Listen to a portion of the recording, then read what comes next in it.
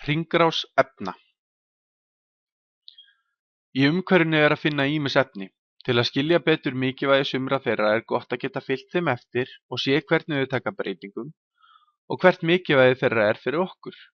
Ef við skoðum til dæmis vatn, þá vitum við að það gufar upp og verður að skýjum sem síðan rigna niður til jarðar og vökva grösin, fylla vötnin og hreinsa göturnar svo eitthvað sé nefnt. Í regndropa sem fellur á okkur í dag er kannski vatnsfrumeind sem var eitt sinn í víni sem Da Vinci drakk.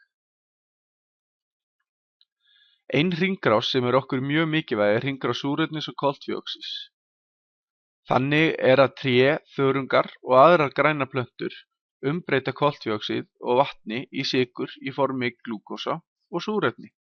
Þetta gerist með aðstoð orku frá sólinni og er kallað ljóstillífun.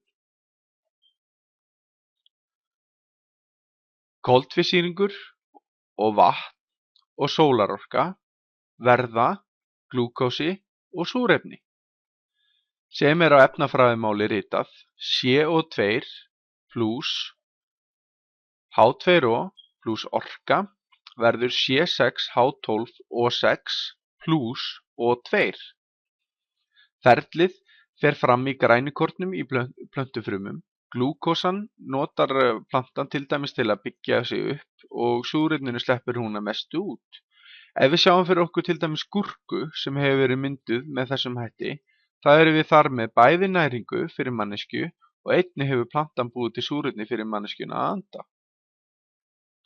Við öndum að okkur súrefni og frá okkur koltvísýringi eða koltvíoxíði, öfugt við plöntur.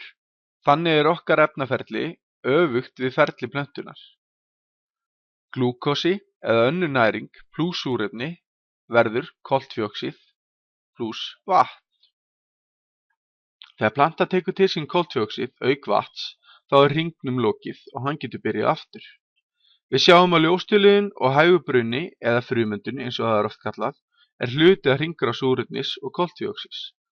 Mest ljóstillífun verður í hafinu en einnig eru regnskógar mikilvægir súrefnisframleiðendur.